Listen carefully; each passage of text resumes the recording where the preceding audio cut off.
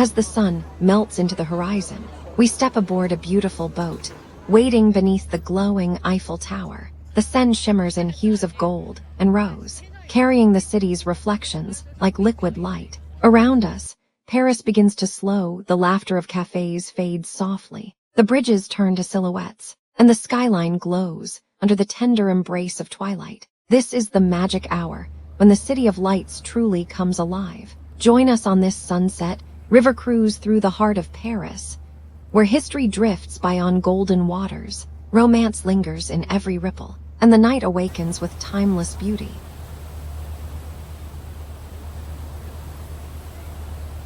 The Eiffel Tower rises before us, a masterpiece of iron and imagination.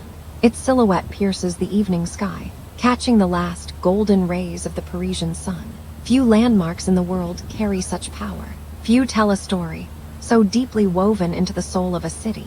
Designed by Gustave Eiffel, the tower was completed in 1889 for the Exposition Universelle, a world fair celebrating the 100th anniversary of the French Revolution. It took over 2 years and 18,038 individual iron pieces to complete. More than 300 workers toiled day and night, assembling it with over 2.5 million rivets, without a single fatal accident, a rare achievement for its time. When it first rose above Paris, not everyone admired it. Many artists and writers called it an eyesore, a metal chimney that spoiled the city's beauty. Famous critics like Guy de Maupassant dined in the tower's restaurant simply because it was the only place in Paris where he didn't have to look at it. But time has a way of changing opinions. What was once mocked became the most beloved symbol of France. The tower stands 324 meters tall, including its antennas. For 41 years, it was the tallest structure in the world, until the Chrysler Building rose in New York in 1930. It sways gently with the wind, up to 7 centimeters, and expands in summer heat by nearly 15 centimeters. Yet its grace never falters. Every curve, every beam was crafted for both strength and elegance. During its construction, Gustave Eiffel insisted that the tower be more than a showpiece. He envisioned it as a platform for science. He installed laboratories for meteorology, aerodynamics, and radio transmission. In 1914, the tower's radio transmitters even helped the French army intercept German communications, a small act that changed the course of war. At sunset, the Eiffel Tower transforms. Its iron glows amber and bronze, then deepens to copper as the light fades. When night falls, 20,000 sparkling bulbs awaken, dancing like fireflies against the Parisian sky. The first illumination was introduced in 1985, and since then, every evening at dusk, the tower sparkles for 5 minutes each hour, enchanting millions of onlookers. From the top, the whole of Paris stretches in every direction. The Seine glides below like a silver ribbon. Notre Dame stands proud in the distance. Montmartre and Sacré-Cœur crown the northern skyline. At night, the city becomes a sea of light, a living painting of romance, art, and memory. But perhaps the most beautiful view is from below. Standing on the deck of the riverboat, we see its reflection ripple across the Seine. The tower seems alive, breathing, glowing, shimmering. Its iron lacework mirrors the soul of Paris itself, strong, elegant, eternal. Every rivet, every beam, every sparkle tells a story of courage, of vision, of art meeting engineering in perfect harmony. It is more than a monument. It is the heartbeat of Paris. As our boat glides onward, the Eiffel Tower remains behind us, yet it never leaves our sight. It lingers in the water's reflection. It follows us in the glow of the skyline. It reminds us that even in a world of change, some beauty is timeless. The boat glides gently past the right bank, where the Palais Bourbon stands proudly in the warm glow of sunset. Its neoclassical facade faces the Seine, its columns bathed in amber light. Built in the early 18th century for the Duchess of Bourbon, the daughter of Louis, it was once a private mansion surrounded by gardens stretching to the river's edge. The Duchess was known for her lavish soirees, where nobles and poets gathered under candlelight to to exchange ideas and stories of the royal court. As the centuries turned, the palace became the home of France's National Assembly. Here, debates shaped the nation's future. Revolutions echoed through its halls, and laws were written that defined modern France. Few know that parts of its interior were designed to mirror the grandeur of the Palace of Versailles, blending royal elegance with republican ideals. At sunset, the Palais Bourbon transforms. Its facade glows like honeyed marble. Reflections ripple across the Seine, perfectly mirroring its symmetry and grace. From the boat, the columns appear to float above the water, their reflections shimmering like golden threads in the river's current. Across the bridge stands the Place de la Concorde, once the site of the guillotine during the French Revolution. From the Palais Bourbon, members of Parliament once looked across at that square, a constant reminder of the delicate balance between power and people. This view, unchanged for centuries, carries the weight of history. The whispers of revolution and the promise of liberty drift on the evening air. The sun dips lower over the Seine. The water glows with ripples of rose and gold. Ahead, a graceful bridge comes into view, light, elegant, almost floating above the water. This is the Pont des Arts, a bridge that has carried not only footsteps, but centuries of love, art, and memory. Built between 1802 and 1804, the Pont des Arts was the first metal bridge in Paris, commissioned by Napoleon Bonaparte. It was designed by engineers Louis-Alexandre de Cessart and Jacques Dillon. Their vision was revolutionary. They imagined a bridge as delicate as lace, linking the Louvre Palace on the right bank with the Institut de France on the left. It was meant not only for crossing, but for strolling, dreaming, and admiring the beauty of Paris itself. In its earliest days, Parisians treated the Pont des Arts like an open-air garden. Flower boxes lined its railings. Benches invited couples, poets, and painters to linger above the river. Artists gathered here to sketch the skyline, the Louvre's facade, the towers of Notre Dame, and the domes glowing in the evening light. Even then, it was a bridge of inspiration. But time and the river are patient sculptors. In 1979, several of its arches collapsed after a barge accident. The bridge was rebuilt 10 years later, carefully preserving its original design while strengthening it with modern engineering. Today, it stands as a delicate balance of history and renewal, a perfect symbol of Paris itself. And then came the era of the locks. In the early 2000s, lovers began fastening padlocks to its railings, tiny declarations of eternal love. They tossed the keys into the Seine, letting their promises drift into the water below. Within a decade, over 1 million locks adorned the bridge. Their combined weight exceeded 45 tons, bending the metal railings under their burden.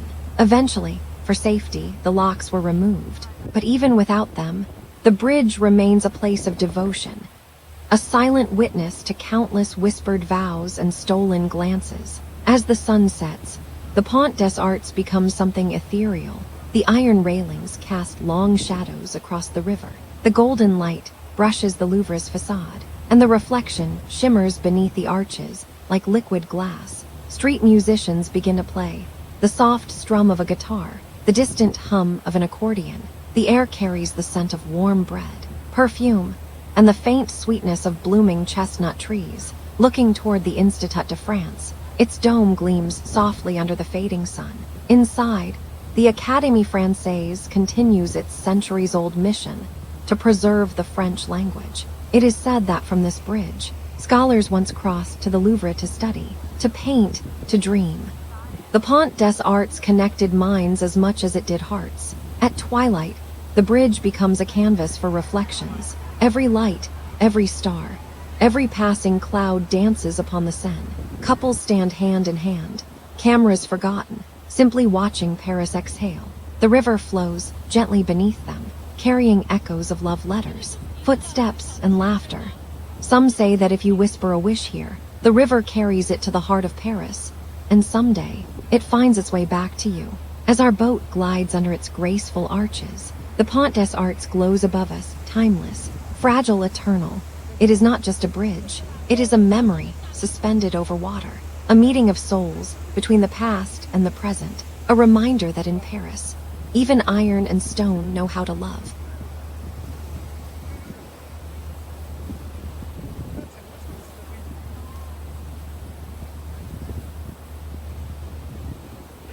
The river widens. Golden reflections ripple across the surface as we drift past a vast, regal facade rising along the right bank. This is the Louvre Museum, the heart of French art, the soul of centuries of history, and the largest museum in the world. It began not as a museum, but as a fortress. In 1190, King Philip II Augustus ordered its construction to defend Paris from Viking invasions along the Seine. The foundations of that medieval stronghold still rest beneath the courtyard, ancient stones hidden beneath layers of grandeur. Over time, the fortress evolved. It became a royal palace, a stage where French kings, queens, and empires rose and fell. In the 16th century, King Francis I transformed the medieval structure into a Renaissance masterpiece. He brought artists from Italy, and among them, Leonardo da Vinci. When Leonardo died in France in 1519, Francis acquired his most mysterious painting, the Mona Lisa. Centuries later, her enigmatic smile would become the most recognized face on Earth. The Louvre grew with every dynasty.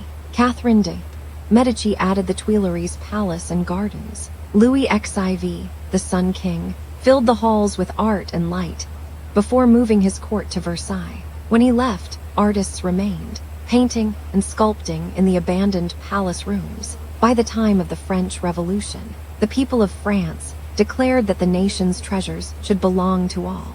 In 1793, the Louvre opened as a public museum, a temple of art for the world. Today, its collection spans over 9,000 years of human history.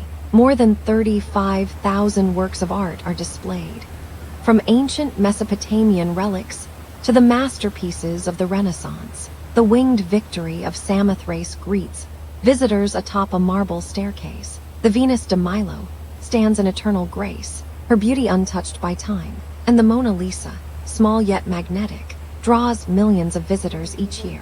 She sits behind bulletproof glass, protected from touch, but never from wonder. Above it all rises the glass pyramid, designed by I.M. Pei in 1989. The Louvre's scale is astonishing. It would take over 200 days to see every artwork if you spent just 30 seconds on each. Beneath its courtyards lie miles of corridors, hidden workshops, and storage rooms filled with unexhibited treasures.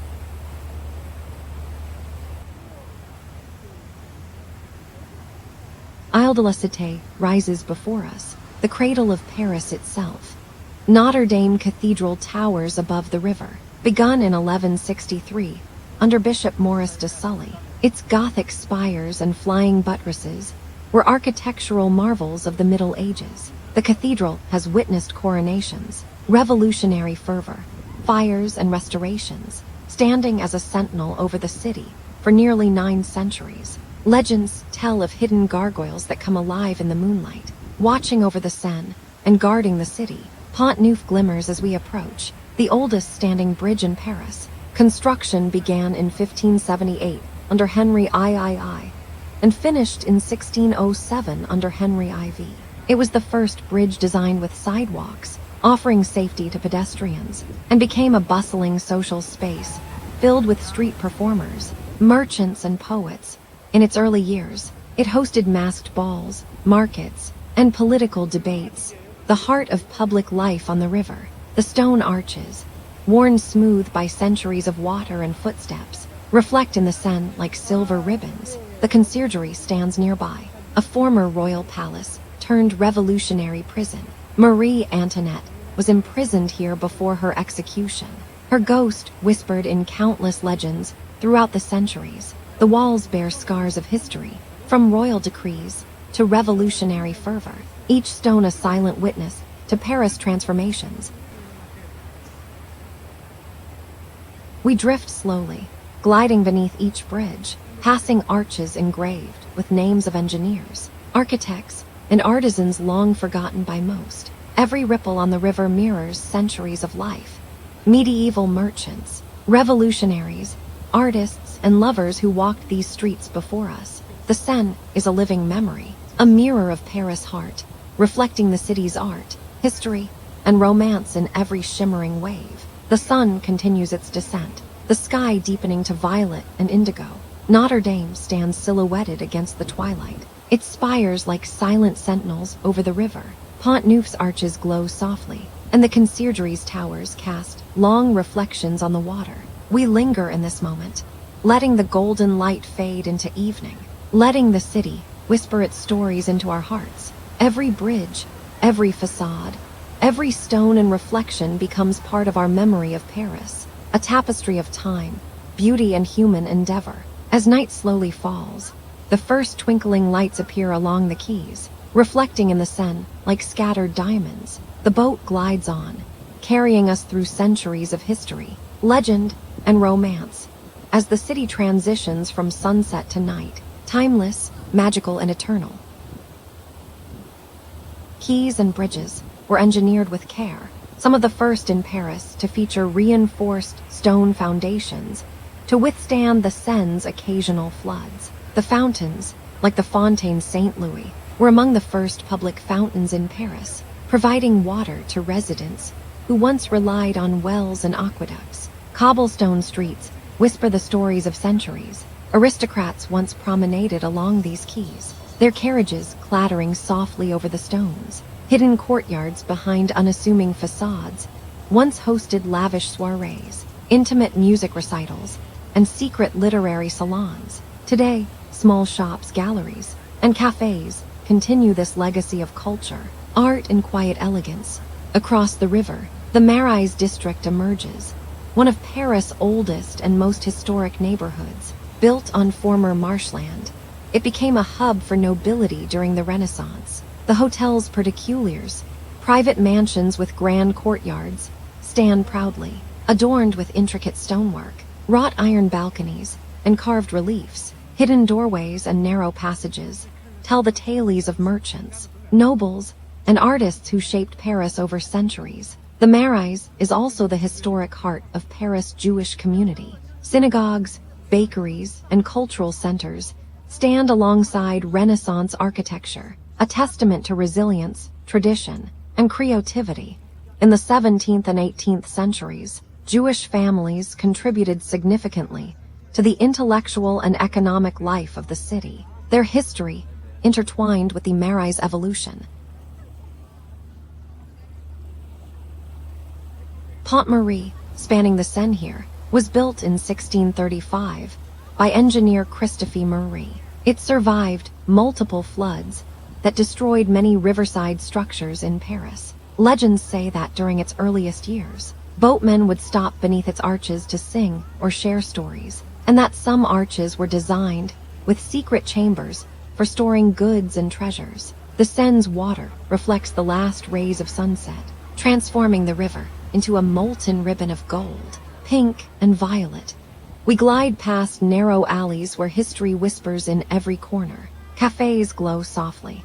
Musicians play gentle tunes on the quays, and the aroma of freshly baked bread mingles with the cool evening air. Street lamps begin to flicker on, casting delicate shadows across the facades, creating a magical interplay of light and reflection.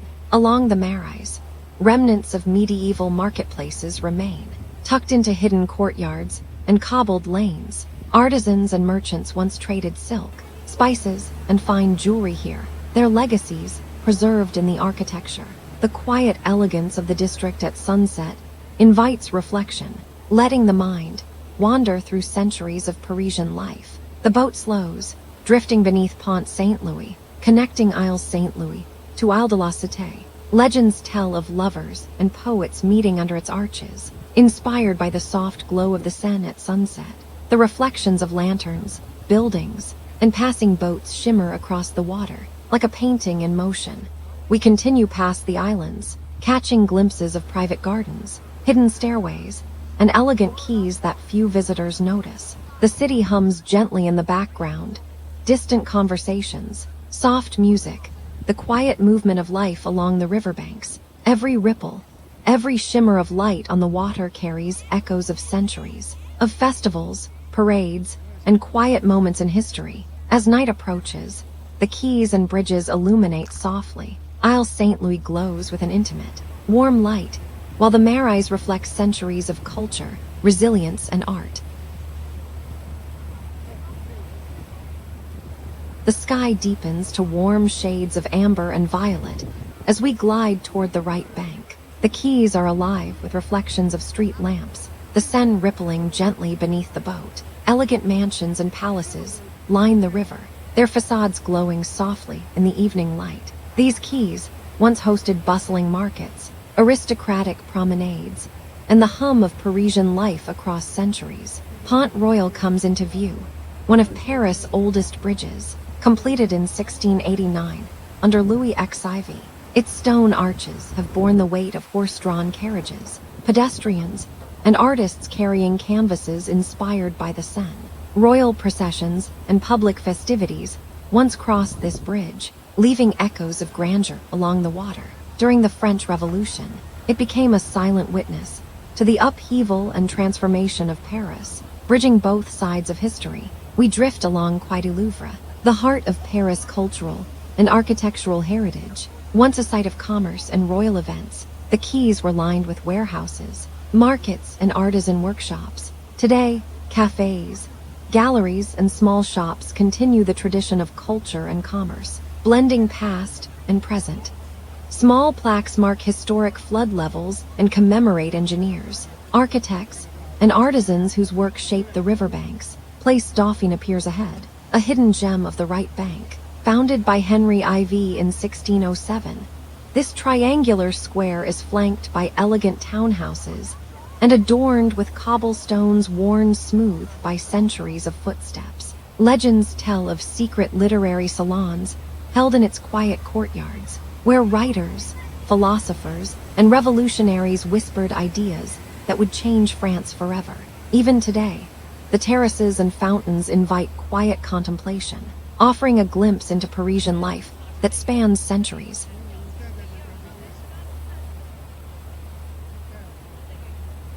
The boat glides past Pont Neuf once again, the oldest standing bridge in the city. Its arches shimmer in the soft evening light, reflections dancing on the water like liquid silver. Pont Neuf has seen merchants, street performers, royal parades, and revolutionaries. Its sidewalks, innovative when first constructed, allowed pedestrians to navigate safely while witnessing the vibrancy of Paris along the Seine. The Louvre stretches along the riverbank, its glass pyramid glowing as night begins to fall. The palace's walls, once a fortress, now house countless masterpieces, reflecting centuries of art, culture, and human endeavor. As the evening deepens, the reflections of windows, arches, and lanterns create a living mosaic on the Seine, each ripple telling a story of Paris' evolution.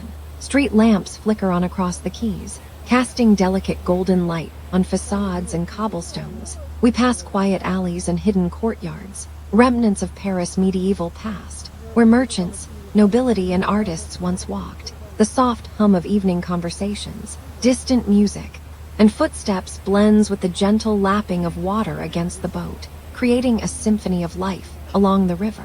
Along the right bank, the sense of history is palpable. Every building, every arch, every reflection carries centuries of stories. From royal ceremonies to secret romances, from artistic inspiration to revolutionary fervor, the city seems alive in the twilight, its heartbeat mirrored in the shimmering Seine.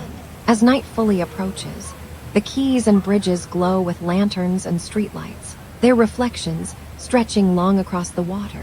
Place Dauphine and the surrounding architecture exude a quiet elegance, a timeless reminder of Paris history and culture. We drift slowly along the right bank, savoring the serenity, the beauty, and the stories that continue to live along the river. Every bridge, every facade, every ripple in the Seine is a memory of centuries, a reflection of a city that has survived, thrived, and inspired for generations. The evening air carries the soft scent of river water, cafe pastries, and night-blooming flowers along the quays. We glide past each landmark slowly, letting the city's magic unfold, allowing history, legend, and romance to mingle with the serene beauty of the Seine at night. The Seine glimmers like molten glass. As the boat approaches Pont Alexander III once more, the gilded sculptures sparkle softly, catching the starlight. The Grand Palais and Petit Palais glow in the distance, monuments to creativity, culture, and human endeavor.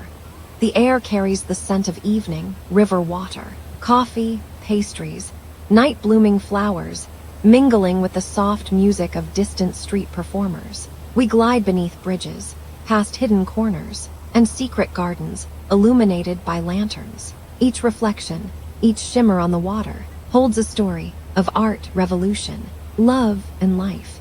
The Eiffel Tower sparkles ahead, thousands of lights twinkling in perfect harmony. The Seine mirrors the tower's glow, stretching long ribbons of gold across the river. We pause, letting the beauty and magic of the city sink in. The river, the bridges, and the glowing architecture wrap around us, a living memory of centuries. Every ripple carries whispers of history, every shadow a story, every reflection a dream. The boat approaches the final dock, beneath the Eiffel Tower. Its sparkling lights shine brighter, mirrored perfectly in the Seine.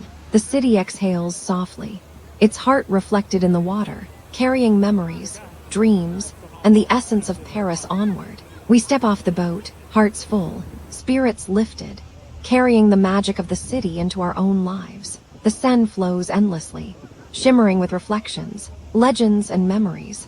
Paris at night is timeless, elegant, alive, and eternal.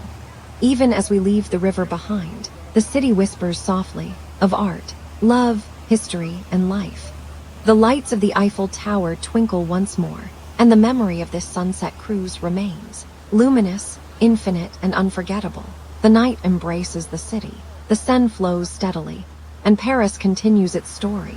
We carry a piece of the city's soul, a connection to centuries of life, art, and romance, forever etched in our hearts.